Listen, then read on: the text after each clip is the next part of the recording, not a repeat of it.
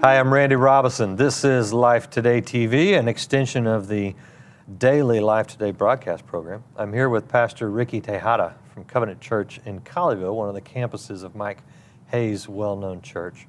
He's also the author of a book called My Breaking Point, God's Turning Point. Pastor Ricky, what do I call you? Pastor Texada, Ricky? Oh, you call me Ricky, that's fine. Well, it's good to have you here. Yes, thank you so much, Randy, for having me on the show. Thanks for sitting down with us. Now, I do want to let people know that the subject of the book is his story, the tragedy when he lost his wife many years ago, and the difficulty that just put him through, as you can imagine.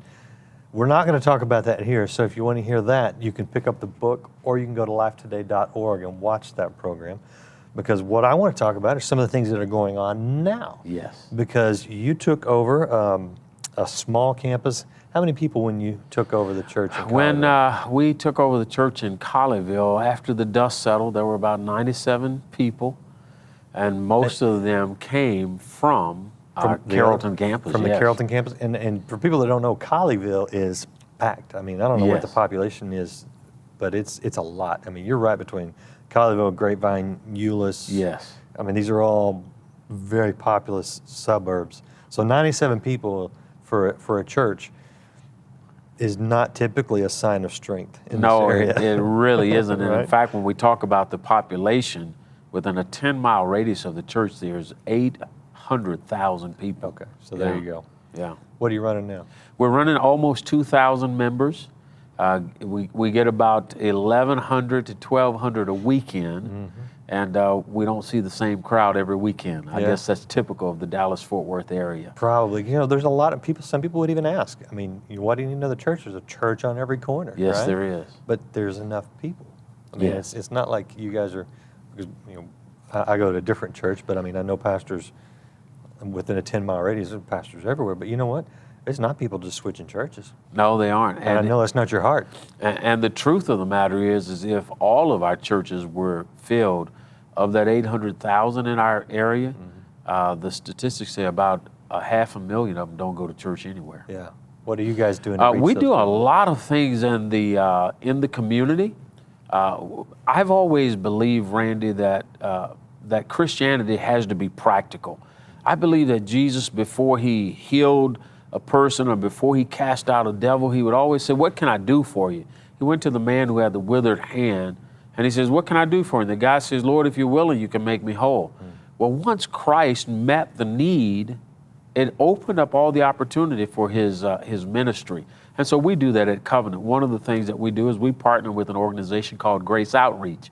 And every month, Covenant Church Colleyville is responsible for providing cereal for their food pantry.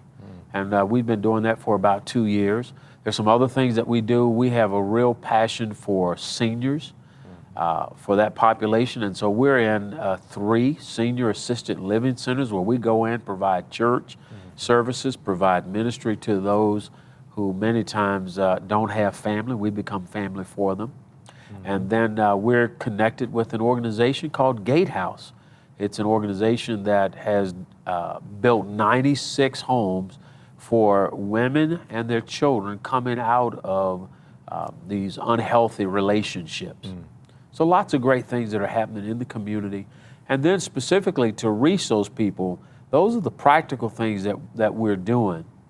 But we have some prison ministry that's happening to go into some of the prisons that are just in and around this region. Yep. We've got teams that go in and minister in the women prison, in the men's prison. So lots of good stuff happening there. So a lot, right out of the book of James, that pure and undefiled religion, right? Exactly. Visiting those orphans, those widows, people in distress.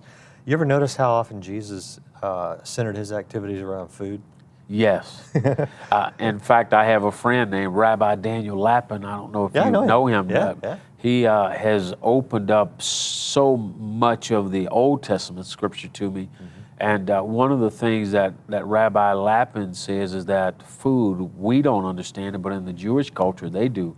That food and the fellowship that happens around it is all spiritual.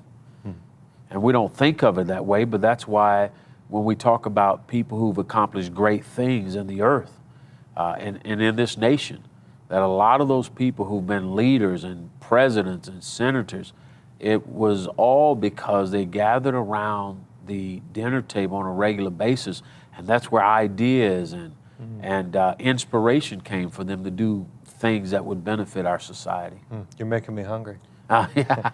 No, the practical stuff you guys are doing is really good, really healthy for the community, and I think for the people in the church.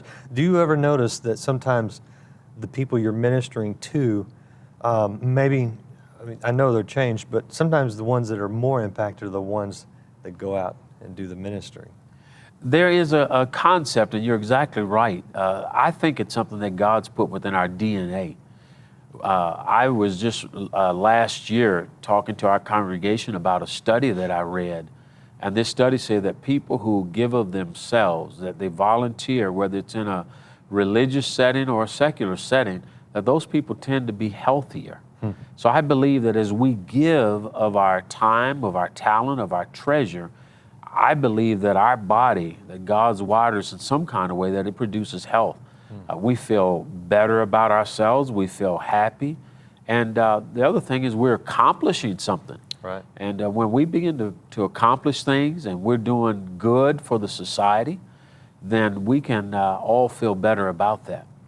There's another concept that in Luke 6:38, Jesus talks about this concept, or somewhere in 6:37, 38, give and it shall be given to you. Right. Good measure, pressed down, running over, shall men give it to your bosom. Well, this giving is not just connected to dollars, it's connected to your time. Oh, yeah. And there is a Hebrew word for the word give, and it's N-T-N, and it's natan. And what I understand about the Hebrew is that when a word begins with the letter and ends with the same letter, then what it means is what happens on the front end is also what happens on the back end. So when we say give and it shall be given, Jesus understood that principle, that as I give, what I have given is coming back. So if I give love, love is coming back. It's an automatic response. Yep. If I give forgiveness, then forgiveness comes back. If I give mercy, mercy comes back. It's the principle of sowing and reaping, too. Yes. Yeah. Yeah, we see that. Real good stuff. If somebody wants to connect with you, your ministry, or your church, what's the best place to do that online? Well, if you want to connect with the church, it's covenantcolleyville.org. And if you want to connect with me directly, it's rickytejada.com. Very good. Thank you for spending a few minutes with us. Do check out Ricky, and you'll get to meet his beautiful wife when you watch them on Live Today at livetoday.org.